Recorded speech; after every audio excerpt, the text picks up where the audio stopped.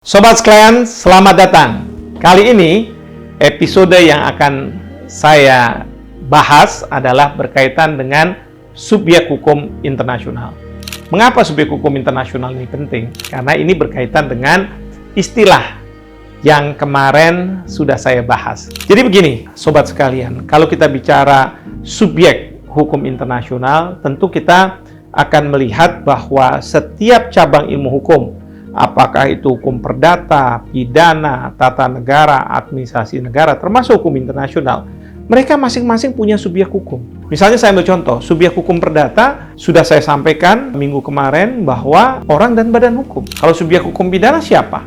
Subjek hukum pidana itu pemerintah dan pelaku tindak pidana. Kenapa saya katakan pemerintah? Karena pemerintahlah yang menentukan apa itu jahat. Jadi jahat itu bukan menurut sobat-sobat sekalian ya. Siapa tahu sobat-sobat ada yang cintanya diputus oleh pacarnya, lalu dibilang, ih kamu jahat sama saya. Bukan. Jahat itu harus ditentukan oleh negara. Dalam hal ini bisa ditentukan oleh pemerintah pusat atau pemerintah daerah. Sementara kalau pemerintah di samping dia menentukan apa itu jahat, dia juga yang menentukan kapan ditegakkan dan siapa penegaknya. Ya, misalnya yang melakukan penangkapan, Kepolisian Republik Indonesia, yang menuntut Kejaksaan Agung Republik Indonesia, yang mengadili Pengadilan Negeri di bawah Mahkamah Agung Republik Indonesia. Bahkan kalau dinyatakan bersalah, maka dia harus menjalani hukuman di lembaga pemasyarakatan yang sekarang berada di bawah Kementerian Imigrasi dan Pemasyarakatan Republik Indonesia. Jadi itu yang harus diingat. Pemerintah selain menentukan apa itu jahat, yang kedua adalah dialah yang menegakkan aturan itu dalam konteks hukum pidana. Tetapi juga ada pelaku tindak pidana. Siapa? Pelaku tindak pidana prinsipnya adalah yang punya niat jahat dan bisa melakukan perbuatan jahat. Atau niat jahat saja, berarti hasilnya tidak ada, bisa dipidana kalau ada permulaan pelaksanaan. Ya, ini yang namanya percobaan. Tapi bisa juga perbuatannya ada tapi niatnya tidak ada. Ya, misalnya orang menabrak orang lain sampai meninggal, itu kan ketidaksengajaan atau yang disebut sebagai kelalaian. Ini ada pada manusia, pelaku tindak pidana.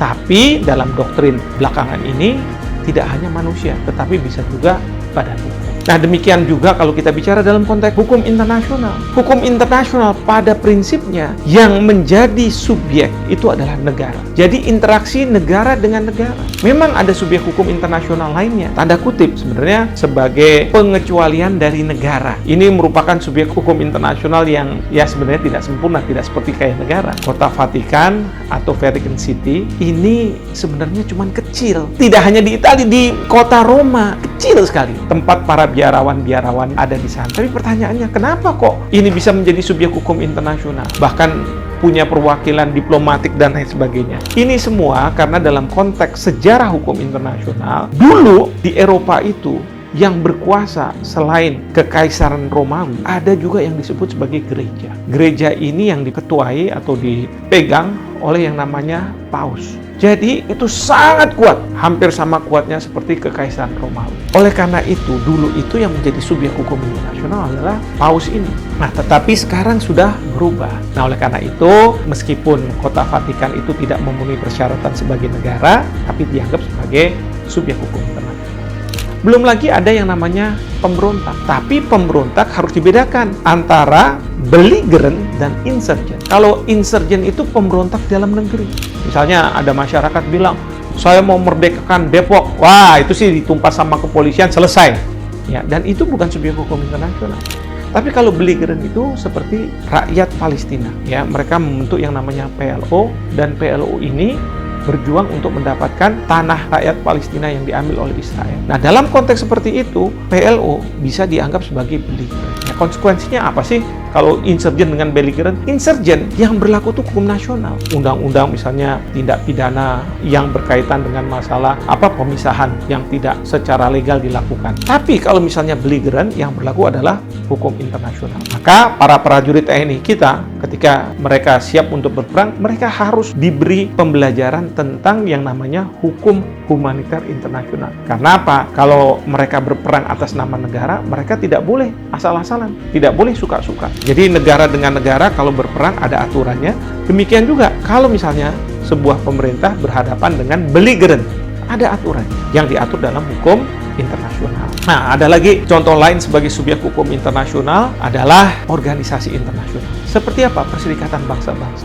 Saya selalu mengatakan bahwa organisasi internasional ini menjadi subjek hukum internasional seperti kalau dalam hukum nasional itu badan hukum. Memang dia tidak sempurna sebagai subjek hukum perdata ya, tidak sama seperti manusia. Karena ini kan merupakan semacam entitas yang abstrak sebenarnya. Ya, gedungnya kita bisa lihat, tapi sebenarnya abstrak. Ya, kalau dicubit kan nggak akan teriak, lain dengan manusia. Nah, tetapi ini diakui sebagai subjek hukum perdata, badan hukum ini. Demikian juga dengan organisasi internasional. Dan kita mengenal banyak organisasi internasional. Ada, tadi saya sebut Perserikatan Bangsa-Bangsa, ada WHO, World Health Organization, ada IMO, ada ICAO, bahkan ada ASEAN. ASEAN, kalau kita lihat dari piagamnya, mereka mengatakan bahwa ini merupakan subjek hukum internasional berupa organisasi internasional. Dan jangan lupa juga, subjek hukum internasional lainnya adalah individu. Tetapi dengan catatan tidak individu seperti kita semua, tapi individu yang melakukan kejahatan